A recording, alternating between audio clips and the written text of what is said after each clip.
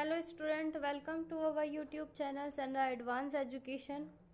हम पढ़ रहे हैं क्लास 8 की हिंदी की पाठ्य पुस्तक बसंत का लेसन 2, जिसका नाम है लाख की चूड़ियाँ।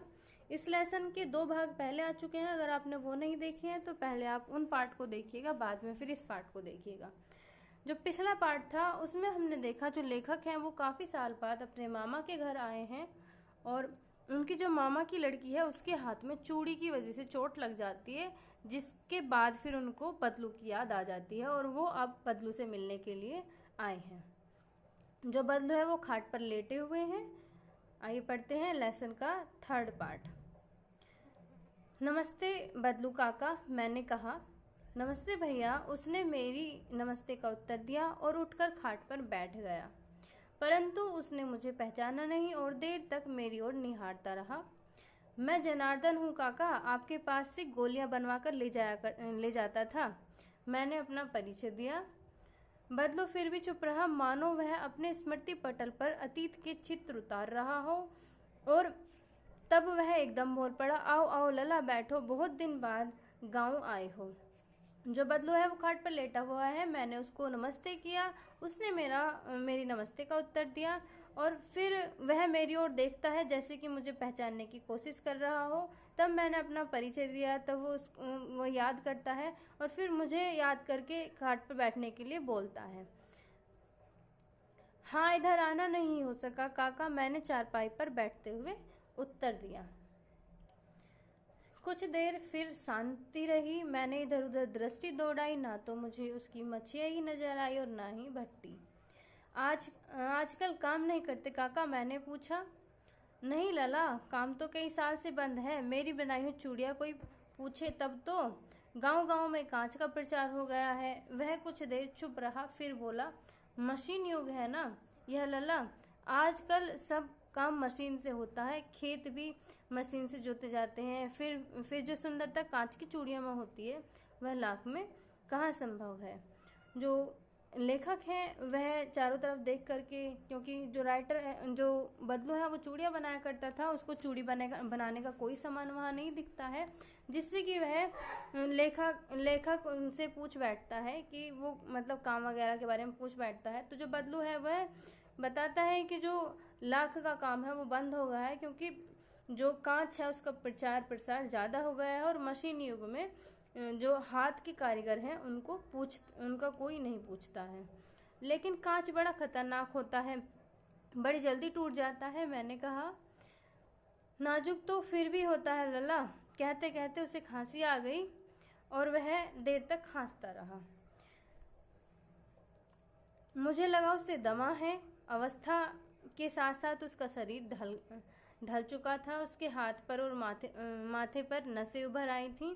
जाने कैसे उसने मेरी शंका भांप ली और बोला, दमा नहीं है मुझे, फसली खांसी है, यही महीने 2 महीने से आ रही है, 10-15 दिन में ठीक हो जाएगी।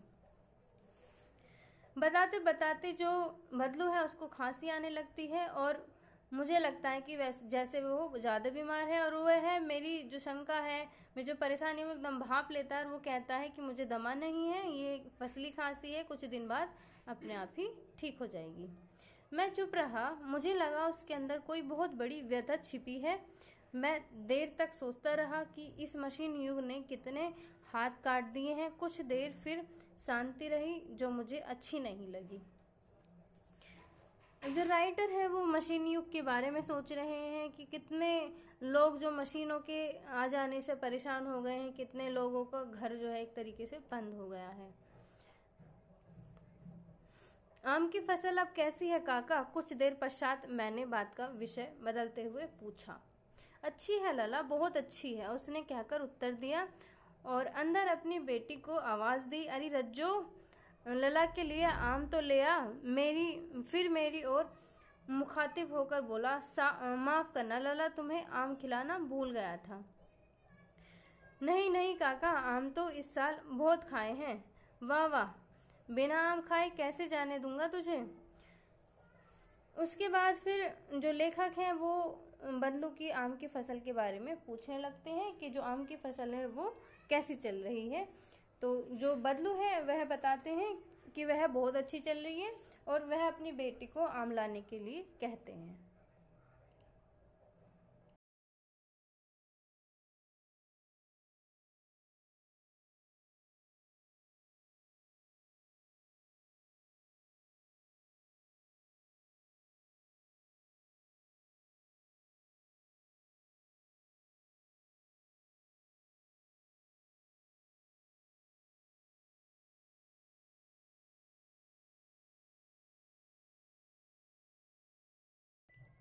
मैं चुप हो गया। मुझे वे दिन याद हो आए जब वह मेरे लिए मलाई बचाकर रखता था। गाय तो अच्छी है ना काका, मैंने पूछा। मुझे क्योंकि जो बदलू है वो उनके लिए मलाई वगैरह बचा करके रखते थे, तो उनको गाय की याद आ जाती है और वह गाय के बारे में पूछने लगते हैं। गाय कहाँ है लला, 2 साल हुए बेच दी, कहाँ से खिलाता। इतने में रज्जो, उसकी बेटी, अंदर से एक डलिया में आम से डलिया में ढेर से आम ले आई। यह तो मुझे यह तो मुझे बहुत है काका, इतने कहाँ खा पाऊंगा, मैंने कहा। वाह वाह, वह हंस पड़ा। शहरी ठहरे ना, मैं तुम्हारी उम्र खाता तो इसके चौगुने आम एक बखत में खा जाता था।